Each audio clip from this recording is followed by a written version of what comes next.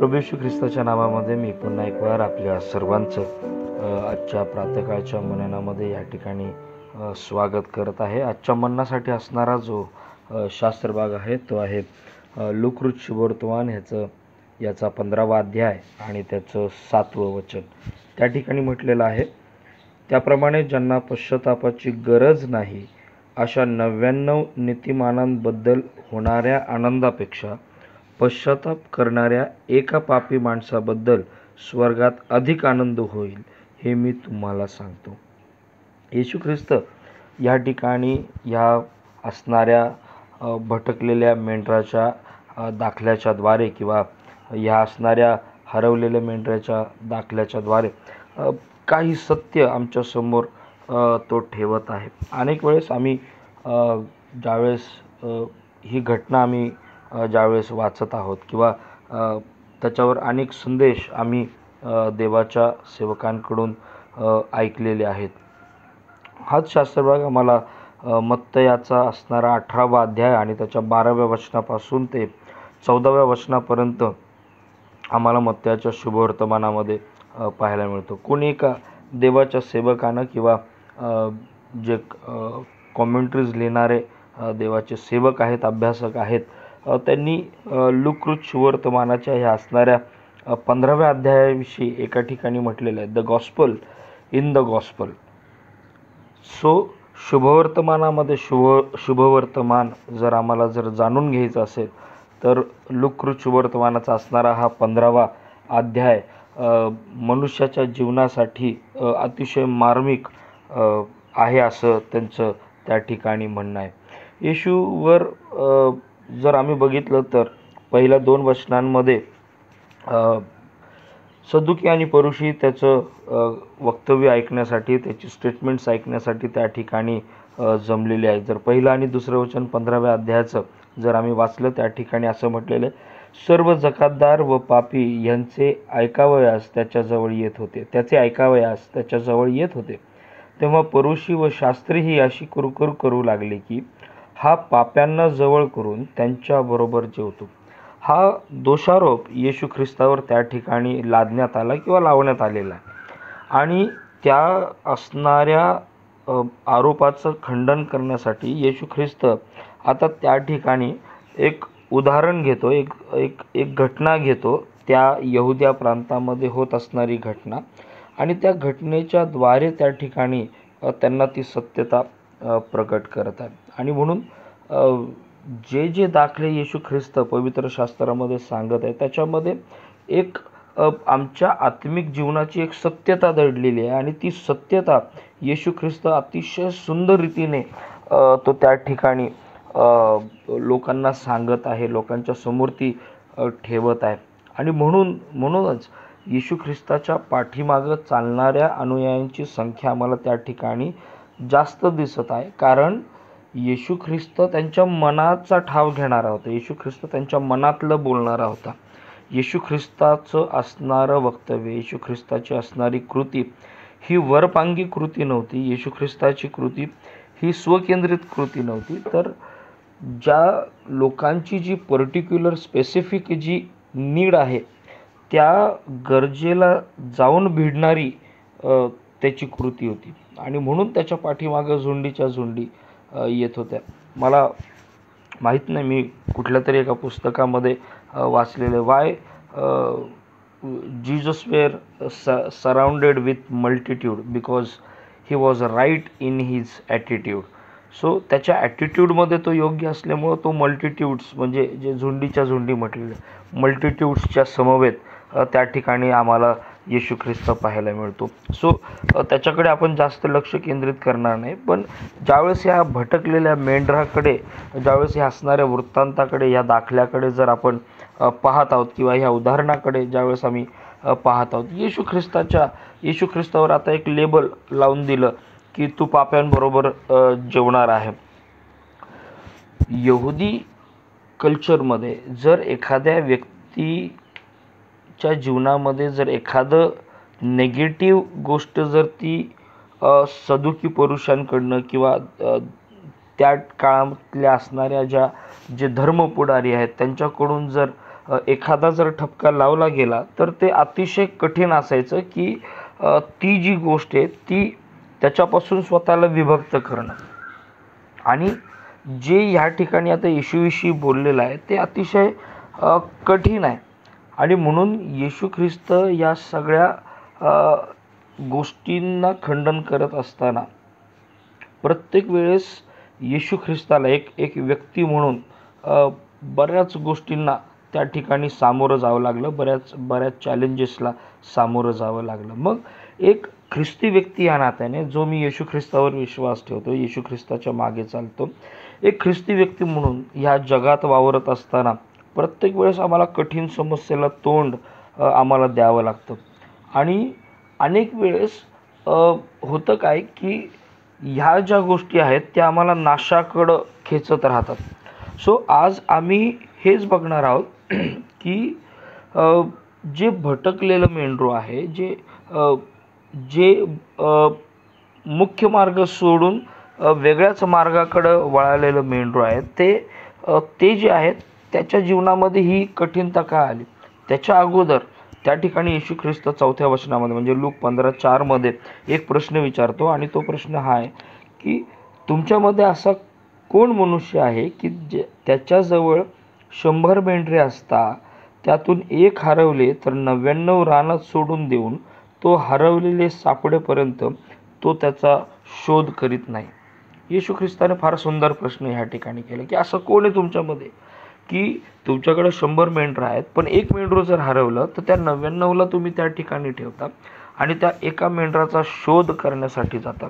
आता ह्यासाठी आम्हाला यहुदी कल्चरमध्ये किंवा यहुदी प्रांतामध्ये असणाऱ्या मेंढपाळाविषयी जाणून घेणं अतिशय गरजेचं आहे. यहुदी प्रांतातला असणारा जो मेंढपाळ आहे याचं असणारं मेंढरांची असणारी जी काळजी घेण्याची जी पद्धत आहे ती अतिशय कठीण आहे, अतिशय कठीण आहे. मला माहीत नाही तुम्हाला हे माहिती आहे की नाही, कारण वाळवंटाचा भाग आहे आणि त्या ठिकाणी हिरवं कुरण दिसणं हे अतिशय दुर्मिळ आहे, अतिशय कठीण आहे. आणि कारण जेवढी नजर दूर जाते तेवढं आम्हाला वाळवंट, त्या ठिकाणी वाळवंट यदाकदाचित त्यांना दिसत असेल. आणि म्हणून हिरव्यागार कुरणात बसवणं, त्या मेंढरांना हिरव्यागार कुरणात बसवणं ही मेंढपाळाची अतिशय मोठी जबाबदारी त्या ठिकाणी आम्हाला दिसून येते. दुसरी महत्त्वाची गोष्ट की प्रत्येक मेंढराला वेगवेगळ्या हिंस्त्र श्वापदापासून, वेगवेगळ्या असणारे जे जनावर आहेत त्यांच्यापासून त्यांना सांभाळणं, त्यांना ते जनावर पकडतं की काय, त्यांना मारून टाकतं की काय, ही भीती सतत मेंढपाळावर, किंवा हे प्रेशर, हे चॅलेंज हे सतत मेंढपाळावर त्या ठिकाणी राहायचं. आणि त्या मेंढरांसाठी तो सतत आणि सतत जागरण करत राहायचा, सतत आणि सतत वेगवेगळ्या वातावरणामध्ये. ते वातावरण मग व्यवस्थित नसतानाही तो मेंढपाळ त्या ठिकाणी कार्य करत राहायचा त्या मेंढरांसाठी. लक्षात घ्या, मग पावसाळा असो, हिवाळा असो, ऑटम असो, किंवा वेगवेगळ्या प्रकारचं जे नॅचरल कॅलॅमिटीज असो, नॅचरल डिझास्टर्स असतो, ह्याच्यामध्ये सुद्धा या मेंढपाळाला मेंढरांच्यासाठी त्या ठिकाणी उभं राहणं क्रमप्राप्त होतं, कारण त्याने त्या सेवेला वाहून घेतलेलं होतं. सो नीट लक्षात घ्या हे. आणि म्हणून त्या मेंढरांना सांभाळायचं, मेंढरांची काळजी घ्यायची आणि मेंढरांना ज्या गोष्टी गरजेच्या आहेत त्या पुरवायच्या. आणि मेंढपाळाकडं त्याच्या मेंढपाळाच्या काठीशिवाय दुसऱ्या कुठल्याच गोष्टी नसायच्या. आणि म्हणून त्यांना योग्य प्रतीचा, योग्य क्वालिटीचा आणि चांगलं ताजंतवानं त्यांनी राहावं ह्यासाठी त्याच प्रकारचा चारा त्यांना मिळणं हे अतिशय गरजेचं होतं. आणि ती गरज जर कोण भागवायचा तर तो मेंढपाळ भागवायचा. आणि मेंढपाळाची सर्वात महत्त्वाची जबाबदारी जर काय होती तर मेंढरांना जर सांभाळायचं आहे, आणि ह्याच्यामध्ये जर एखादं मेंढरू हरवलं किंवा जर भटकलं तर, किंवा जर ते मरण पावलं तर ज्या ठिकाणी ते मरण पावलेलं आहे, ज्या ठिकाणी त्याचा नाश झालेला आहे, ॲटलिस्ट त्या ठिकाणाहून त्या मेंढरांचे काही अवशेष घेऊन त्याला गावामध्ये यावं लागायचं, ह्यासाठी की ते पुराव्याखातर इतरांना दाखवणं ते गरजेचं होतं. अनेक वेळेस मेंढरं अशा पद्धतीनं मार्ग भटकायची की ज्या ठिकाणाहून त्यांना ते येऊ शकत नसायची. अशा ठिकाणी मेंढपाळांना त्या मग ते दरीखोऱ्यामध्ये किंवा एखाद्या अशा एक्स्ट्रीम पहाडावर त्या ठिकाणी जावं लागायचं आणि ह्यामध्ये मेंढपाळांचा सुद्धा प्राण जायचा. मेंढरांना वाचवता वाचवता मेंढपाळसुद्धा त्या ठिकाणी त्याचा प्राण त्या ठिकाणी जात असायचा. आणि म्हणून येशू ख्रिस्त एका ठिकाणी म्हणतो, तुम्हाला आठवत असेल की उत्तम मेंढपाळ आपल्या मेंढरांसाठी प्राण देतो. आणि म्हणून हे लक्षात घ्या, मेंढपाळांनी अनेक मेंढरांसाठी त्या ठिकाणी प्राण गमावलेला आहे. पण जर भटकलेलं मेंढरू जर त्याला सापडायचं, त्याच्या संगती अनेक मेंढपाळ पण असायचे आणि ते संगतीनं जायचे. कारण का, जर एक जण भटकला, जर तो नाही आला तर गावामध्ये त्याच्याविषयीची बातमी दिली जायची आणि गावकरी जे असायचे ते तो मेंढपाळ ज्या दिशेने गेलेला आहे त्या दिशेकडे वाट लावून बसायचे की आम्हाला तो मेंढपाळ दिसतो का मेंढरा संगती. आणि मग जर मेंढरू सापडलं जायचं तर हा मेंढपाळ काय करायचा, त्या मेंढराला आपल्या खांद्यावर घ्यायचा आणि मग तो त्या गावाकडे ज्या ठिकाणाहून तो आलेला आहे त्या ठिकाणी तो मार्गक्रमण करत यायचा. आणि मग ज्यावेळेस तो मेंढपाळ खांद्यावर लादलेलं कोकरू किंवा ते मेंढरू ज्यावेळेस गावकऱ्यांना लांबून दिसायचं त्यावेळेस गावकरी त्या ठिकाणी मेंढपाळासाठी आणि विशेष करून त्या मेंढरासाठी त्या ठिकाणी जल्लोष करायचे. हे नीट लक्षात घ्या. आणि म्हणून मेंढपाळाचं असणारं जीवन हे अतिशय खडतर आहे. मेंढरांना सांभाळणं ही साधी गोष्ट नाही. आणि अनेक वेळेस होतं काय की मेंढरू जे आहे हे मार्ग भटकतं आणि त्या भटकलेल्या मार्गापासून त्याला अलिप्त करून पुन्हा योग्य मार्गाकडं आणणं, त्या मेंढवाड्यामध्ये त्याला प्रस्थापित करणं ही मेंढपाळाची ही मुख्य कृती आम्हाला त्या ठिकाणी दिसून येते. अनेक वेळेस एक ख्रिस्ती व्यक्ती म्हणून आमच्या जीवनामध्ये संकट येतात, कठीण काळ येतो, त्या कठीण समस्येला आम्हाला तोंड द्यावं लागतं. आणि कधीकधी काहीही नसताना, सगळं चांगलं असताना केवळ आम्ही आमच्या काही गोष्टींमुळं आमचा रस्ता त्या ठिकाणी भटकतो, त्या मेंढरासारखा. अनेक वेळेस आमच्या जीवनामध्ये हीच गोष्ट होते प्रियांनो. आम्ही भटकत जातो हे आम्हाला कळत सुद्धा नाही. त्याला अनेक गोष्टी आहेत आणि म्हणून आम्हाला आमच्या जीवनामध्ये काही गोष्टींचं बांधणी करून घेणं गरजेचं आहे. आणि कळत नकळत आम्ही आमच्या जीवनामध्ये भटकत राहतो. आम्हाला त्याची पुसटशी कल्पनासुद्धा येत नाही की आम्ही भटकलेलो आहोत. आम्हाला वाटतं की नाही, आम्ही ख्रिस्ती जीवनामध्ये आहोत. पण वास्तविकता ही की आम्ही भटकत आहोत. आमच्या जीवनातली नीतिमत्ता ढासळत चालू लागते. आमच्या जीवनातली असणारी जी आत्मिकता आहे ती त्या ठिकाणी लोप पावत राहते. ख्रिस्तीय नीतिशास्त्र जे आहे किंवा ज्याला ख्रिश्चन एथिक्स ज्या ठिकाणी म्हटलेलं आहे, ते जे आमच्या नीतिमत्तेची बांधणी जी करते त्याचा परिणाम आमच्या जीवनामध्ये दिसून येत नाही किंवा त्याचं लागूकरण आमच्या जीवनामध्ये दिसून येत नाही. कारण आम्ही ख्रिस्ती असून सुद्धा ख्रिस्तापासून आम्ही दूर गेलेलो असतो, त्या मेंढरासारखं. आणि अनेक वेळेस आमच्या जीवनामध्ये ही गोष्ट होत राहते. कोणी त्याच्या एका पुस्तकामध्ये म्हटलेलं आहे, building a civilisation without knowing what is to be civilised. So मला एक चांगली गोष्ट बांधायची आहे किंवा एक चांगलं कार्य करायचं आहे, पण ते मला माहीतच नाही की ते कशा पद्धतीनं करायचं. मला ते माहीतच नाही की बांधणी कशी करायची. आणि तेच आमच्या जीवनामध्ये होत आहे. दुसरी महत्त्वाची गोष्ट एका पुस्तकामध्ये म्हटलेलं आहे की मला मोठं तत्त्वज्ञानी व्हायचं आहे, पण तत्त्वज्ञान काय आहे हेच माहीत नाही.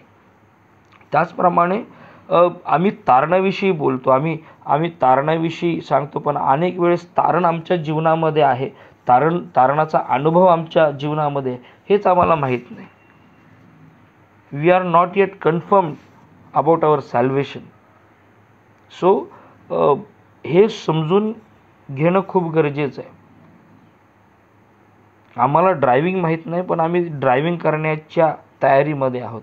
आम्हाला तारणाचा अनुभव नाही, मग आम्ही तारण इतरांपर्यंत कसं शेअर करणार? आणि तोच प्रकार आज अनेक अनेक ख्रिस्ती व्यक्तींमध्ये होत असताना आम्हाला दिसत आहे. आणि म्हणून आम्ही हरवलेलो आहोत, आम्ही भटकलेलो आहोत. आणि अनेक वेळेस आम्हाला ते कळून येत नाही. या मेंढराला ते कळालं नाही की तो कसा भटकला गेला.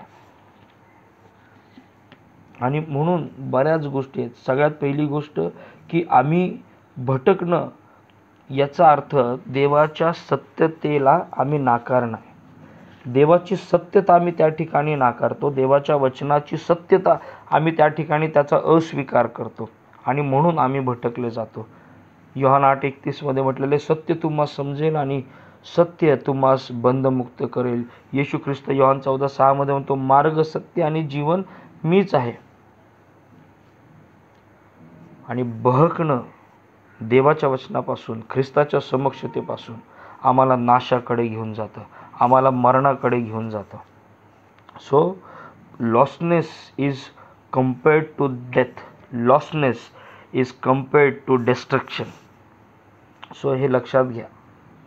आणि म्हणून आम्ही हरवलो आहोत याचा परिणाम मरण आहे. आम्ही हरवलो आहोत याचा परिणाम नाश आहे. आणि म्हणून हरवणं याचा अर्थ आम्ही देवाच्या समक्षतेचा, देवाच्या वचनाचा आणि देवाच्या सार्वभौमत्वाचा आम्ही तिटकारा करतो, आम्ही रिजेक्ट करतो. आणि म्हणून आमच्या जीवनामध्ये ते सेपरेशन येतं. आणि मग ज्यावेळेस ख्रिस्ताबरोबरचं असणारं नातं आमचं तुटलं जातं, सेपरेशन येतं आणि मग आम्ही पापाचे गुलाम त्या ठिकाणी होतो. दुसरी महत्त्वाची गोष्ट, पहिलं बघितलं की आम्हाला कळत नाही की आम्ही कसे हरवलो गेलो. दुसरी गोष्ट, आम्ही का हरवले जातो? कारण आम्ही सत्यापासून बघतो. तिसरी महत्त्वाची गोष्ट, आम्ही दुर्लक्षित करत राहतो काही गोष्टी. We try to neglect spirituality. हो की नाही? आम्ही we try to neglect God's authority. So देवाच्या अधिकाराचं किंवा देवाच्या अधिकाराला आम्ही नाकारत राहतो, आम्ही दुर्लक्षित करत राहतो. आणि म्हणून आम्ही जर उत्पत्तीच्या ग्रंथाकडे गेलं आणि जर आदाम हवेच्या असणाऱ्या त्या पुन्हा एकदा त्या असणाऱ्या घटनेकडं जर आम्ही लक्ष केंद्रित केलं तर त्या ठिकाणी आम्हाला स्पष्टपणे जाणवतं की आदाम हवेने सर्वसमर्थ परमेश्वराचा अधिकार नाकारलेला आम्हाला त्या ठिकाणी दिसतो. देवाचं ऐकण्यापेक्षा सैतानाचं ऐकावं हे त्यांना बरं वाटू लागलं. आणि म्हणून अनेक वेळेस कळत नकळत आम्ही तेच करतो. आम्हाला हेच कळत नाही की आम्ही कोणाचं ऐकत आहोत, देवाचं ऐकत आहोत की सैतानाचं ऐकत आहोत. आणि म्हणून आमच्या जीवनामध्ये ह्या गोष्टी होत आहेत प्रियबंधू आणि भगिनी. अनेक वेळेस आम्ही दैवी अधिकार नाकारतो, आम्ही दैवी ओळख नाकारतो, आम्ही देवाचं गौरव त्या ठिकाणी नाकारतो. आणि म्हणून प्रियबंधू आणि भगिनींनो, ही महत्त्वाची गोष्ट आहे की का भटकले जातो आम्हाला कळत नाही की आम्ही कधी भटकलो. कारण आमचा अहमपणा, आमच्या असणाऱ्या सो कॉल्ड असणाऱ्या ज्या रिलिजियस परफॉर्मन्सेस आहेत ते आम्हाला देवापासून भटकण्यासाठी प्रोत्साहित करतात. आम्ही देवापेक्षा आमचं ज्ञान आम्हाला चांगलं वाटतं, देवापेक्षा आमचे विचार आम्हाला इष्ट वाटू लागतात. आणि मग आम्ही देवापासून, देवाच्या समक्षतेपासून त्या ठिकाणी बहकत राहतो. देवाचं सत्य जे आहे त्याच्यापासून आम्ही बहकत राहतो. देवाचा जो अधिकार आहे त्याला आम्ही दुर्लक्षित करत राहतो आणि त्याचा परिणाम आमच्या जीवनामध्ये येत राहतो. इफिस्करास पत्राच्या मध्ये तुम्ही जर बघितलं तर त्याच ठिकाणी म्हटलेलं आहे की आम्ही ख्रिस्ताच्या समक्षतेमध्ये येण्याच्या अगोदर आमचं जीवन हे अतिशय कठीणतेमध्ये होतं. आणि म्हणून दैवी अधिकार नाकारणं, दैवी ओळख नाकारणं हे अतिशय कठीण आहे. आणि मेंढपाळाचा दृष्टिकोन ह्या असणाऱ्या भटकलेल्या मेंढरांसाठी फार फार सुंदर आहे. आणि म्हणून आज आम्हाला त्या असणाऱ्या मंडळीला त्या मेंढपाळाची अतिशय गरज आहे.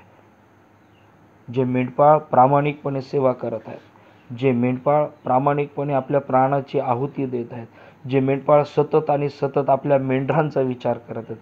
प्रिय बंधू भगिनींनो, लक्षात घ्या की आपला मेंढपाळ आपल्यासाठी काय करत आहे. आपला मेंढपाळ आपल्यासाठी काय करत आहे. आणि म्हणून ह्या गोष्टी खूप महत्त्वाच्या आहेत की जर आम्हाला स्वतःचं जीवन तपासणं गरजेचं आहे की काय मी भटकलेला तर नाही ना, कळत न कळत माझ्या जीवनात ती गोष्ट तर आलेली नाही आहे ना. आणि म्हणून आम्हाला हे बघणं गरजेचं आहे. आणि म्हणून आम्ही क्रोधाची प्रजा होतो इफिसकरास पत्रामध्ये, पण आम्हाला एक नवीन आयडेंटिटी ख्रिस्तामध्ये मिळाली. आम्हाला एक नवीन रिस्पॉन्सिबिलिटी ख्रिस्तामध्ये मिळाली. आम्हाला एक नवीन रिलेशनशिप आमचं रिन्यू झालं, रिफ्रेश झालं, रिकन्स्ट्रक्ट झालं. हे आम्हाला बघणं गरजेचं आहे. आणि ह्यामध्ये जर सगळ्यात महत्त्वाचा जर रोल कोण जर देवाकडं आणण्याचा जर करत असेल तर तो मेंढपाळ आहे. आणि म्हणून जो मेंढपाळ आपल्या मेंढरांसाठी प्राण देतो, जो धडपडतो की त्याचं हरवलेलं मेंढरू पुन्हा एकदा त्या मेंढवाड्यामध्ये यावं, मग त्याच्यासाठी तो दरीखोऱ्यात उतरतो. तो कुठल्याही गोष्टीची तमा बाळगत नाही.